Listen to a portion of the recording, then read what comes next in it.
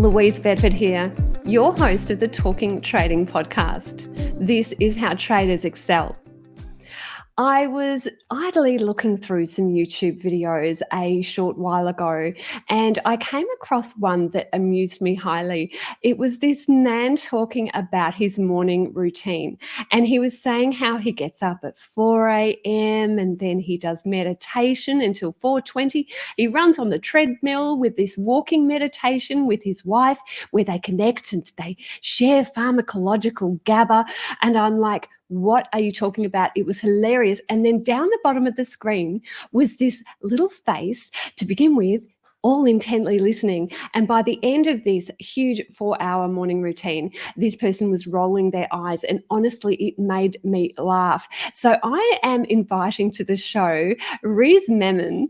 Riz, you are the star of that particular eye-rolling video. This is what really, it just made me laugh, because what we're talking about here is toxic positivity, and that we need to be skeptical in order to be an effective trader. Now, you, my friend, are an effective trader. So tell me firstly, before I do an official introduction, what is your view about people who have these huge long morning routines? Oh my God. Yeah. Morning routines. They're great because, we're up and about, but to make it into some kind of extreme, precise thing where you're reading or listening to an audiobook at 2 times speed and trying to make sense of it while you're on the treadmill and hyper focused, and it's all kinds of cringe. Honestly, it's all kinds of cringe. And when I saw that video, that person who I'm kind of reacting to their video is pretty cringe overall, like all their content. In fact, it's funny. I'm not gonna name who it is, so I can't. No, You know, we I shouldn't. don't have, yeah, I'm not gonna name who it is, but I can tell you that person actually has been sued by the SEC, which is the Securities Commission over here in the U.S. So that person's actually a fraud. So I wouldn't believe anything that comes out of their mouth. So hence my reaction to that was genuine, but it was to the extent that it was tongue in cheek, because like the person could be like, and this person claimed they're going to lift at like 150, but anyways, I'm rolling my eyes now even just thinking about it.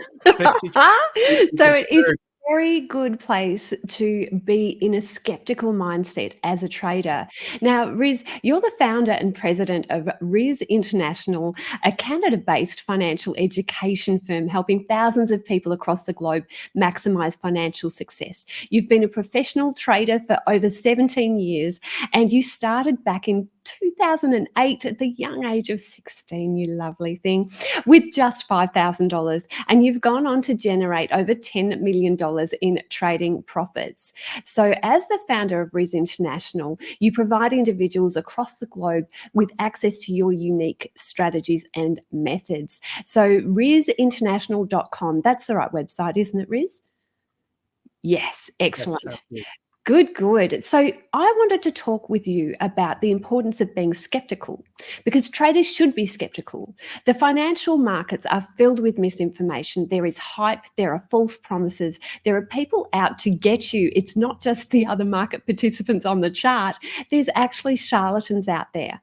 And this is going to be, as a listener of Talking Trading, your guide, your effective checklist to say who should you believe and who should you not believe. And Riz, you're going to definitely help me with this approach. So firstly, what sparked your adoption of a skeptical trading approach, and how has it influenced your journey? Yeah. So when I started being more, Instagram came out probably 10, 12 years ago or something. So I was always an early adopter there, and I was trading during that time, and it was very new. But as the years went on and I started paying more attention to this content that was coming out in the trading industry, I realized, because I'd already had, many years of experience by then, I was like, something's not adding up. This isn't right. This isn't the reality. This seems very one-sided. It seems like smoke and mirrors. It seems unbelievable to someone who's done it, who continues to do it. But I realized that maybe to the, unsuspecting eye, to people that are unfamiliar, it can seem maybe even, I would say, realistic, because they don't know where the baseline is. They don't even know how to discern what's real, what's not. So I went on this crusade, so to speak, and I've been on this crusade for many years now, where I am not only transparent with what I do, but I also openly see and critique in a reasonable way as possible the people that are misleading, and I would say really, I would say lying and defrauding people. So you're absolutely right. Financial markets are pretty cutthroat. They're a zero sum game. But what I see happening in the social media game, especially in this industry, is concerning and has been. In fact, there's especially after COVID and with all the crypto stuff, it's like free for all. It's Wild West. It really is. And I see these equity curves that start at the bottom left hand corner and go straight up to the top right hand corner with no immediate dip. Because often, as a trader, when you get started, you take your losses immediately because things hit their stop loss. You will go into drawdown, you will go backward before things trend up. The ones that do take a bit longer to get out of could even be a year. It could be 2 years. The ones that are actually going so well that give that equity curve the biggest pump, they take longer than the immediate ones that are going to hit their stop initially. So that is one of my red flags when I see an equity curve going straight up. You've seen those before, haven't you, Riz, where you just go, I don't think so. Yeah, forget equity curve. Most of these guys and girls don't even know what an equity curve is. All they do is cherry pick individual trades. They will never show you their account value. Most of them are not even trading with anything substantial. They're just trying to sell people a dream and sort of rope people in to show this lifestyle and oh, you can be trading from the beach. Oh, it's just an hour a day and you're going to be a millionaire and you can have the life of your dreams. And trading can change your life for the better. Absolutely.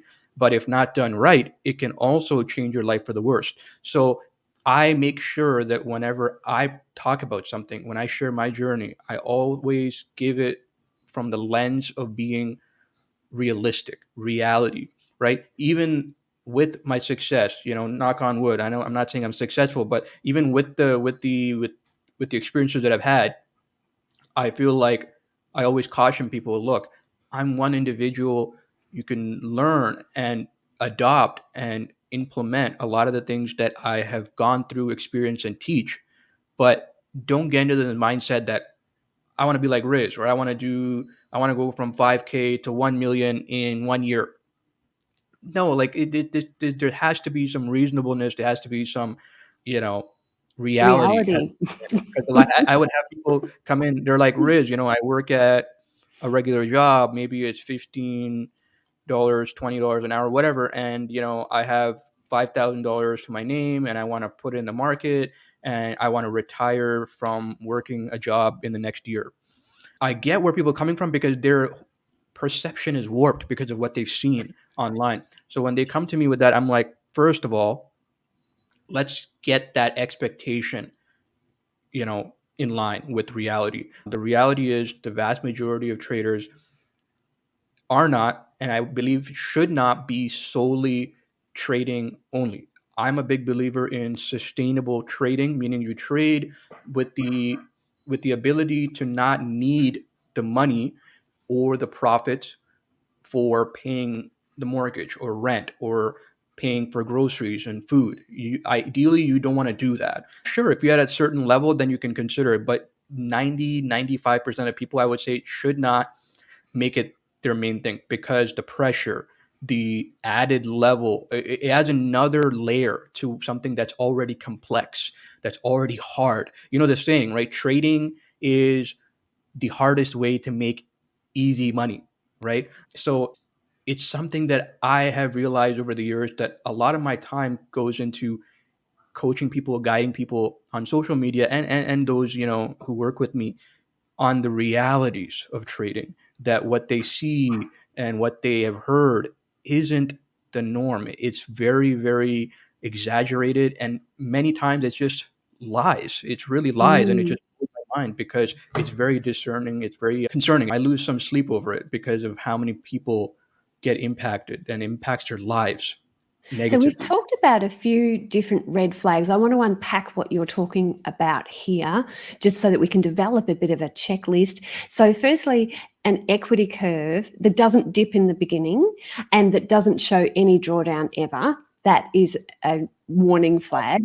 Another one would be unrealistic expectations about how quickly you can quit your job or achieve some sort of financial lifestyle, like your own private jet, your own Ferrari, etc. So that unrealistic expectation. And perhaps another one that you were mentioning is that you've got somebody there that is more marketing oriented rather than practically oriented, where they're providing cherry picked individual trades rather than looking at the overall macro about how the portfolio is progressing or how their equity curve is progressing. And maybe the other one is that these results are not verified as well. Like I know from my own trading results and Chris Tate, my business partner's trading results, we've had an order to go through so that our mentor program that we run, those results are verified by an external body. Now, if you can get all of those things in alignment, that is fantastic. And you can probably trust the person that you're looking to train with. But Riz, what would be some other aspects here that we can say that people can check in on that are red flags about the trainer that people are going for? Yeah, no, you bring up a good point. So most people are not sharing like verified statements or track records or audited financials. So we know that they have no incentive to do so. They have no incentive to be transparent, because if they were transparent and if they were honest, they would be found out to be lying and that they're not actually good at trading. And it's all a facade. So what I say, the more simplistic, implementable way for any trading guru, finance guy is, okay, just ask them, can you just show me a video? Just record a video of your screen, of your account size, of your year-to-date performance or something, right? It's simple, right? It's super simple. And I find that the vast majority will either block you or just slander you or just shut you down because they don't want to do that. They're like, all right, we don't want to deal with this. They don't have, because they know there's nothing behind there. So they can cherry pick the screenshots. They'll show you like, a large winner, but then what they don't show you is all the string of losses. And when you actually look at the account's down big. But hey, you only see the one big winner, and then they try and rope you into whatever they're offering. And then, of course, like you said, mix that in with the lifestyle, pictures of vacation, so to speak, cars. I'm a big car guy, but I've never used it as some kind of thing that people Tool. should Mm. aim for or attain, because that's my thing. I enjoy it. Someone wants to, if they become successful and their view of success is retiring early, or they don't want to work anymore, they don't want their spouse to work anymore, they want to spend more time with their kids. To me, if that's what they want to do and they can achieve that, that's success, right? It shouldn't be some car or some getaway trip to somewhere.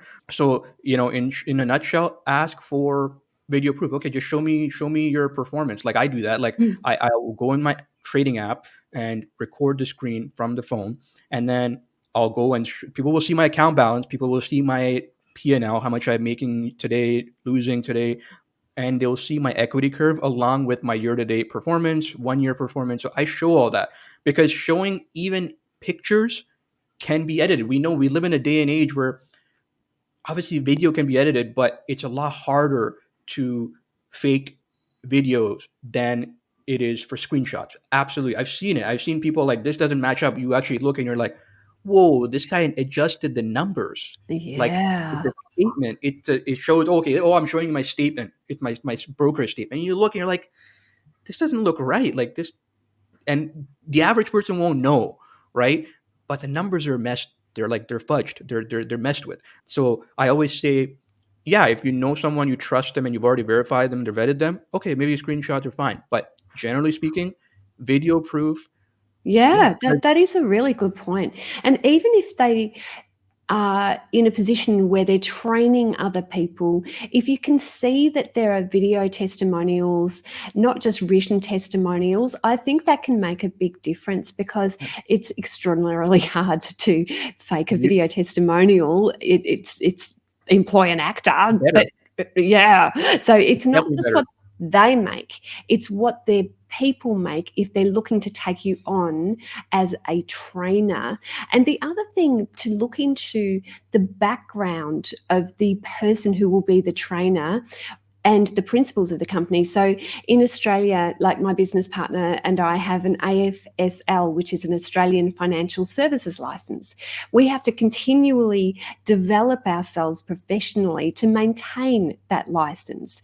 And also, I've been trading since 1990. My business partner's been trading since the 80s. So the longevity in the market, if they've been trading for 5 years, you have to question whether they've seen market cycles like you would have seen over your 17 years, Riz. No, I absolutely agree. Absolutely. You touch on a good point. Even reviews, I mean, it's a sad world we live in. Like, think about it. We know Amazon reviews, right? Like the reviews we see on the Amazon app, majority are fake. There's been enough evidence of that. Think about what these marketers and gurus are doing. They're faking the reviews, they're faking everything.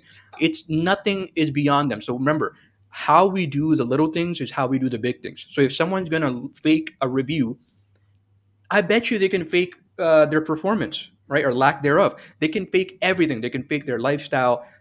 It's a very depressing world out there on social media. I tell you honestly, Louise, I've paid the price because I have fought this crusade for the last probably a better part of 10 years, and it's a losing battle because I've called out people by name because they're frauds, and it's negatively impacted me because what they do is they get their cult of following.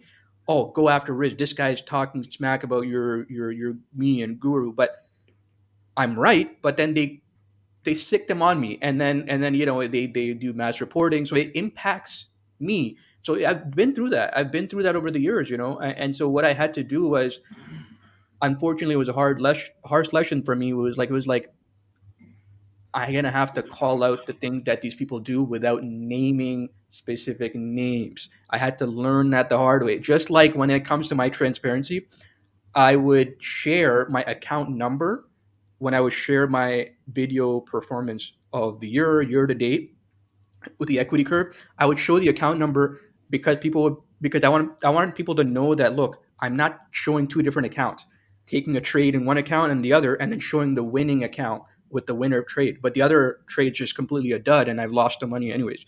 So that's what people do. They use a lot of these tactics that the average person won't know. So what I did was I would show the same account so people know if I'm losing money, it's the same account. If I'm making money, it's the same account. So they can see that growth and continuity.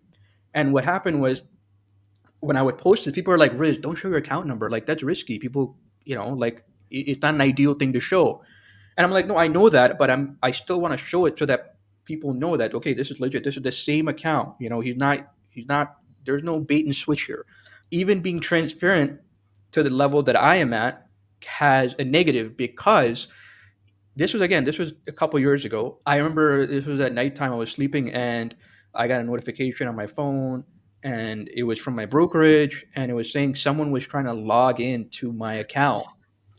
And I'm not talking 50K. I'm talking, we're talking Up seven there. figure accounts Yeah. here. Yeah. So one of the followers or whoever, because anyone can follow, right? You never know. And, like when I have like about 120,000 followers. So I'm like, whatever. But then I see that someone trying to log in, and then it hit me. I'm like, they couldn't get in because obviously I had two-factor authentication and their IP was different.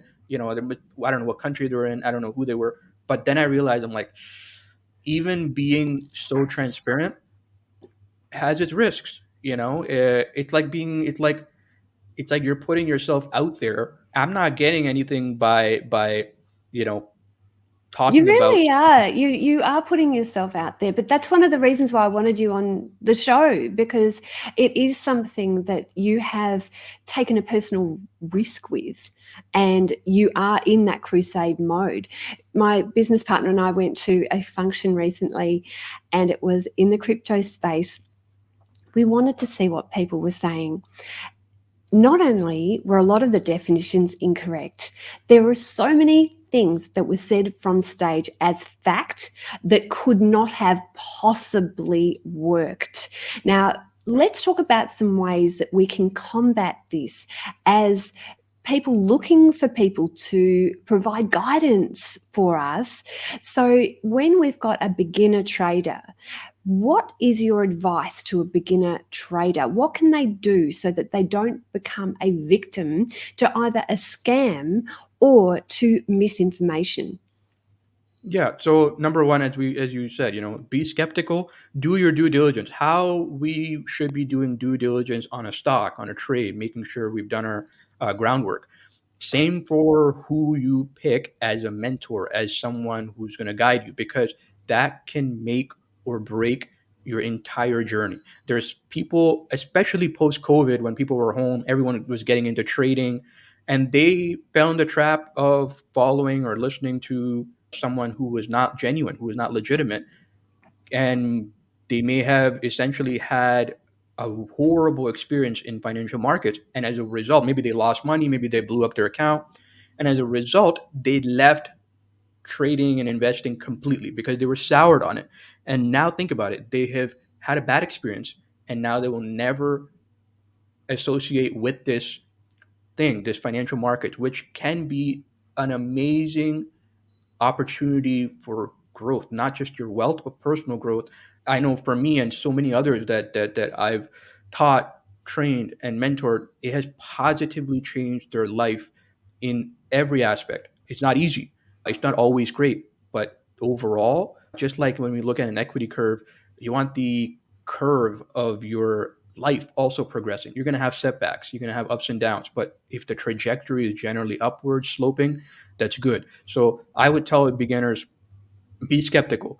Don't, because you're new, you don't know what's real or not, and that's fair. But the simple guideline is ask for proof, watch them, see what they do. Are they promoting, are they talking less about trading and more about their house or their vacations and their cars?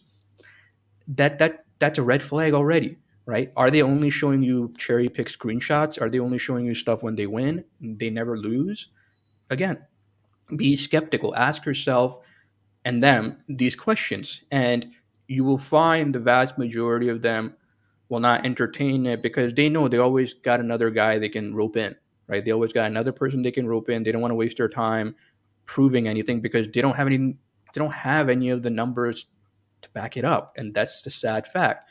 So who you align yourself with, who you listen to, is crucial, especially in this day and age. We know there's enough information out there, but to be able to differentiate between signal and noise is super important. And it's something that, just like everything in life, you have to build up that skill to be able to tell, okay, yeah, this person's probably not legit. Or, okay, this person's trustworthy. This person's genuine. This person's transparent. It's a skill to develop that.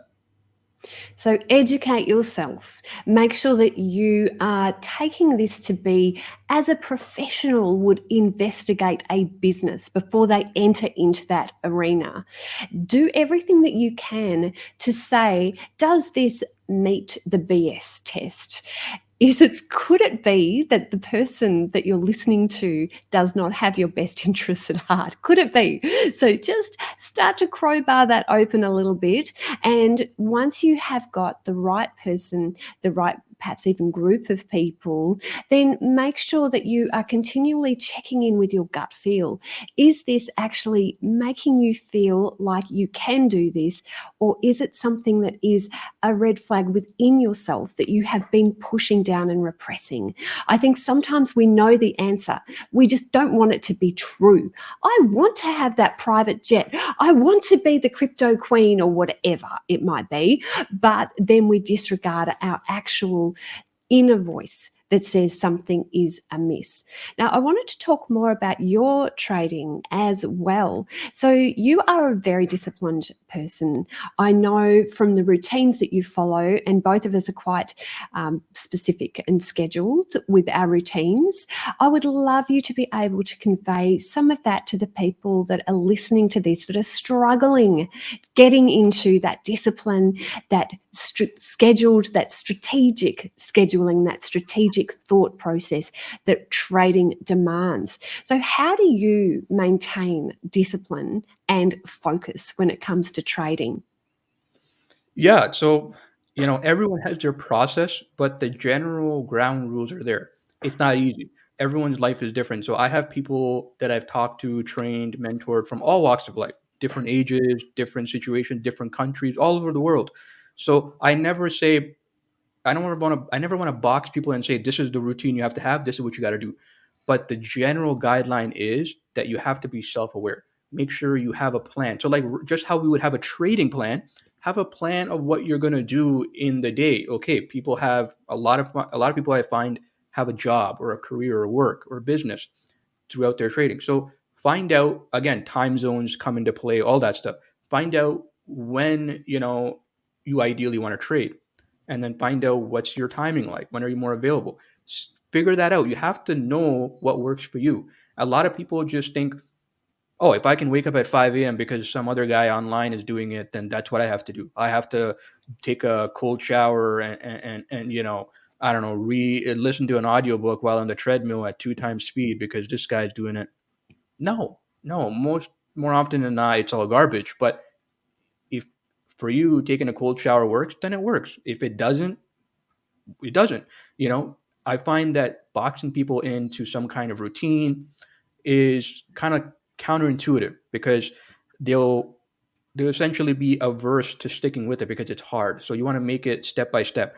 You know, discipline for me comes from values, from doing the hard things in life and having gone through the hard things in life. Like it hasn't been all great. It's been a lot of ups and downs in life, and everyone has their ups and downs. But to me, I focused on the things that matter instead of taking it as like, oh, things are going so wrong. I'm gonna, take a U-turn and go into this and do that. No, you have to have the right values. You have to have the right mindset, having the right community, the people to guide you and kind of be there like an accountability partner type of thing. That's important, right?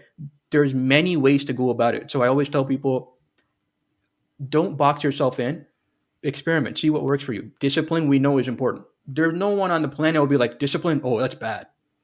No, discipline is great, but how do you implement it in your trading? How do you implement it in your life? How do you implement it in your day to day?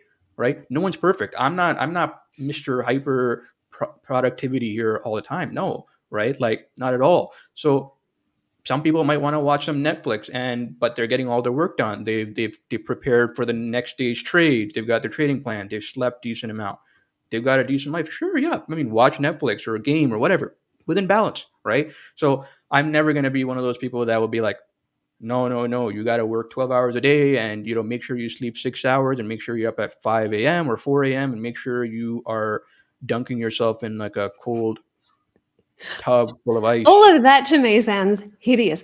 I have interviewed people who have done that whole into the barrel with the ice, and I am up to, I know you'll be so proud of me, Riz. I can do 5 seconds under a cold shower. That's it, 5 seconds. So I have done it. That to me is the pinnacle of for me, but good for Jeremy Newsom, who wants to sit naked in a barrel of ice water. Not me.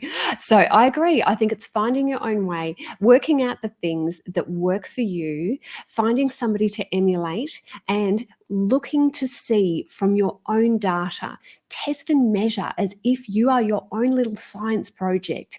See what things actually drive strength, not only into your results, but also your mindset.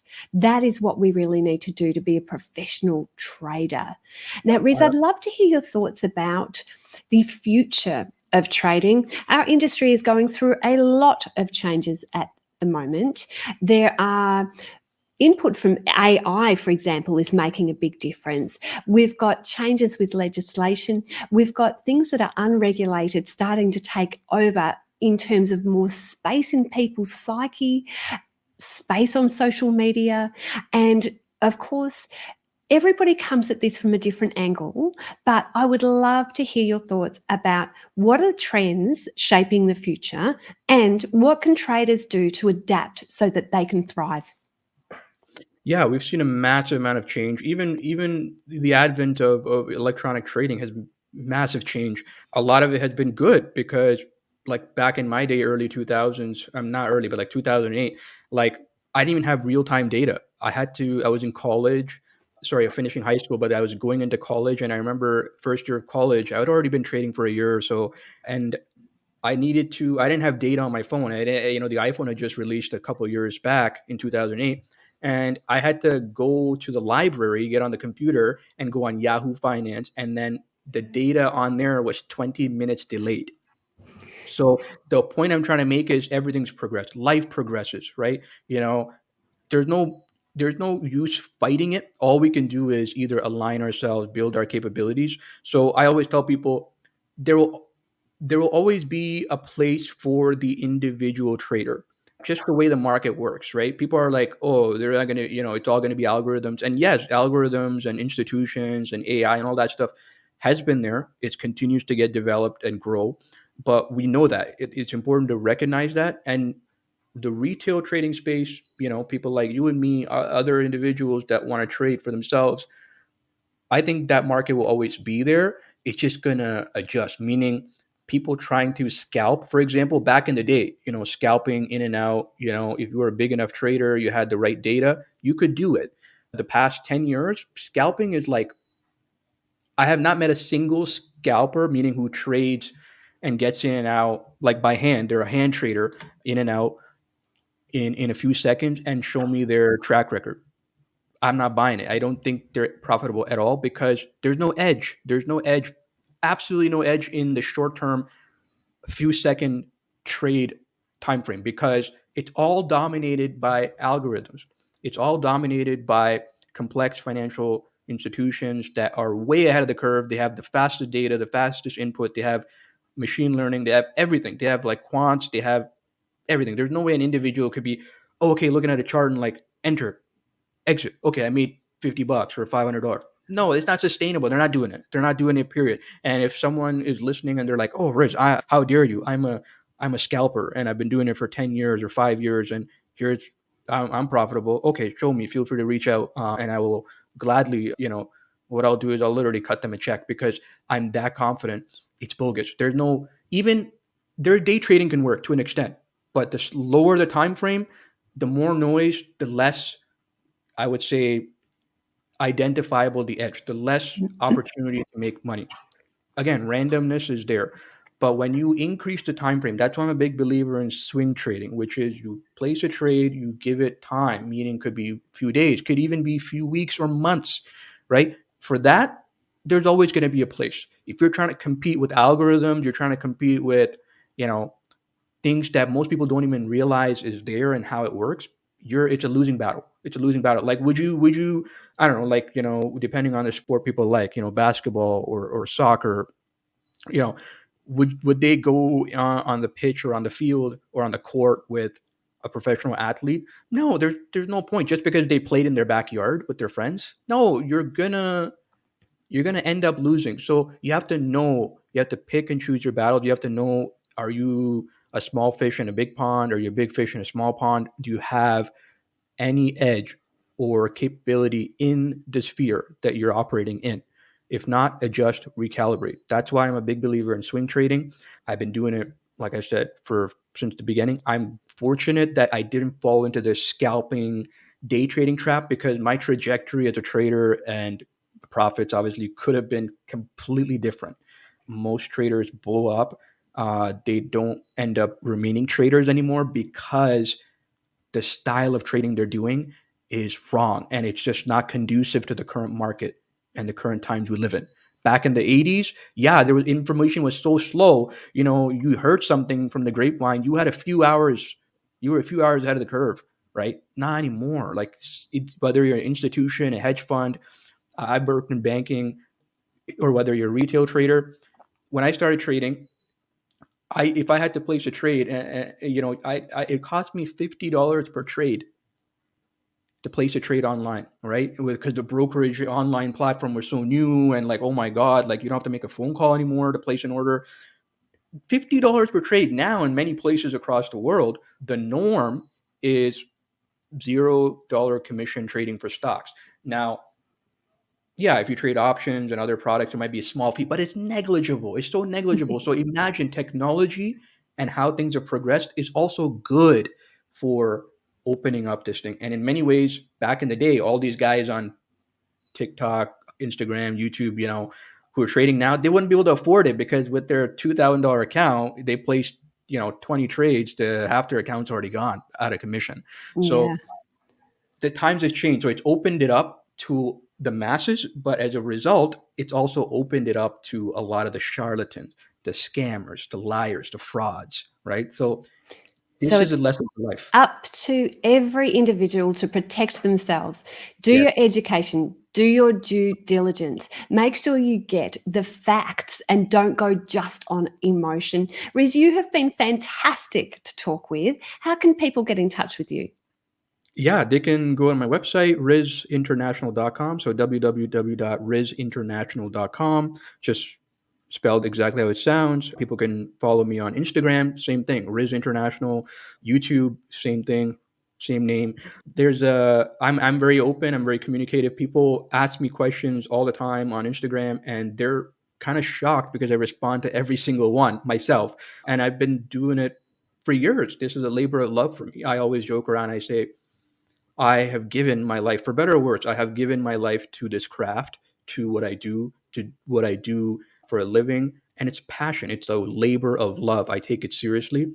And it comes at a cost. The price is heavy, but I paid that price because I feel like it's my purpose, it's my passion. So I'm one of the lucky ones that gets to live his passion, his purpose.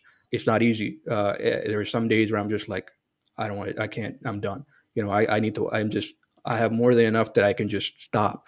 But then I realized I can't stop. I'm still relatively young, and not doing anything with life is boring. It's the fastest way to end up miserable is not having any purpose. So yeah, I appreciate you having me on. It's been profound. I love, talking with like-minded individuals in this space because to me it's something that I could talk about for hours and hours on end. Well, Riz, keep crusading. You are fighting the good fight. You are making sure that people who have an innocence about them because they haven't been exposed to the things that you and I have been exposed to, that those innocent people aren't impacted by people who really don't have their best interests at heart. So for everybody listening to Talking Trading, go to rizinternational.com, look up Riz. Honestly, there are so many fantastic resources that Riz offers. It's well worth your while checking it out. So for everybody listening as well, think about how you can apply what Riz is talking about. Application is definitely the focus here. So, Riz, thank you so much for your time. And until next week, when I bring out a brand new episode, happy trading. Thank you. Louise Bedford here, the host of the Talking Trading podcast. I am very excited to say that I'm going to be presenting on August 27, 28 and 29 at the Finance Magnates Pacific Summit. And right now, I am joined by Eamon Sheridan and Justin Lowe. Guys, welcome to the show. I'm so excited to hear about your presentations. I know that you're from Forex Live. Eamon, what are you going to be presenting about at the Finance Magnates Pacific Summit? Justin and I are from Forex Live, as you said, 24-hour, 5-day-a-week news and information on financial markets. So get involved if you're not already. And what am I going to be presenting on? I'm going to make it a bit of a personal presentation from me. I want to hit 5 things that I've learned that I think are really, really valuable. I think by the end of the presentation, you're probably going to hate me because I'm going to say some things that you might not want to hear, like maybe learn to code a little bit, because that can be really, really helpful when you're trading and you want to see something specific. You can see it really easily if you know a little bit of code for whatever platform you're using. And I'll be covering some other things, some freebies, where to get free stuff, how to do stuff without overloading your brain so you can focus on the markets. And yeah, a bit of a personal approach, Louise. Oh, magic. And Justin, what will you be presenting on? Well, I'm a big lover of sports in general, and the recent European Championships has inspired me to share about how one can approach trading in financial markets from the aspect of actually playing a sport. It's something similar in that sense. So when you play football or any sport for that matter, there's no one strategy that helps you win every game. And the reality of it is that you can't win every single game you play. So, I mean, Roger Federer recently talked about like he wins 80% of his matches, but he barely wins half the amount of points that he actually plays in a game. And for me, it's the same thing with trading. And the sooner any trader realizes that and accepts the fact that you have to be flexible, you have to adapt to markets, you have to stay nimble, and you also have to best utilize the tools you have at your disposal, only then I think you can start to adopt a better mindset when you approach trading in markets. People in general outside of markets, they always tell you trading is so difficult, it's so complicated, it's too much for me, and they don't want to get involved. By sharing on how to approach it with a different mindset, especially from just picking up a hobby or playing sports, that people will find it not as daunting. Yeah. Yeah, I love it. Look, when I first heard about this summit, I thought the tickets would be $15,000 a head. It sounds so fantastic. Do you know they are actually free, and you can get involved by going to events.financemagnates.com. I'm going to be presenting on investing psychology secrets. That's the title of my new book. I'm going to give you some of the surefire strategies that you need to excel in the markets. And I'm also presenting with Chris Tate, my business partner, on essential lessons that we have learned through 50 years of teaching traders. Chris Tate started out as a floor trader way back when.